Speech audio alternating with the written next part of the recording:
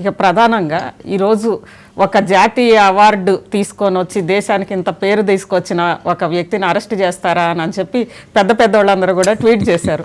ఏంటంటే అది నిజంగానే జాతీయ అవార్డు వచ్చిన అల్లు అర్జున్ గారిని అరెస్ట్ చేయడం వల్ల దేశానికి లేదంటే తెలంగాణ రాష్ట్రానికి ఏమన్నా చెడ్డ పేరు వస్తుంది అంటారా? ఏమి రాదు, మంచి వస్తుంది. ఇప్పుడు జాతీయ అవార్డు వచ్చినా ఆయన పెద్ద హీరో అయినా అరెస్ట్ చేయటం అనేది సంఘటన జరిగింది కాబట్టి చేయాలి. ఇప్పుడు జాతీయ అవార్డు వచ్చింది కాబట్టి నేను మర్డర్ చేస్తే వదిలేస్తాను, లేకపోతే ఇంకో దొంగతనం చేస్తే వదిలేస్తాను అంటారా? అనరు కదా. యాక్చువల్గా ఆయనకి సంబంధం లేదు, నిజం 100% ఆయనకి సంబంధం లేదు. బట్ ఆయన ప్రమేయం ఉందా లేదంటే ప్రమేయం లేదు, కానీ ఆయన వల్ల జరిగింది.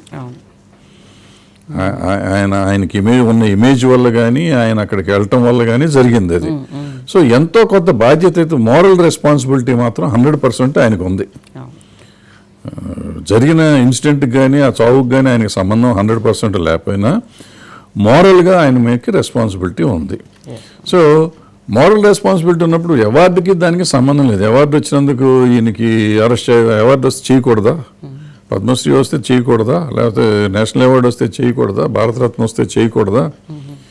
వాళ్ళన్నీ అవార్డులు వచ్చినాయి కాబట్టి వాళ్ళు ఈ తప్పు చేసిన ఒప్పు కింద మనం తీసుకోవాలా?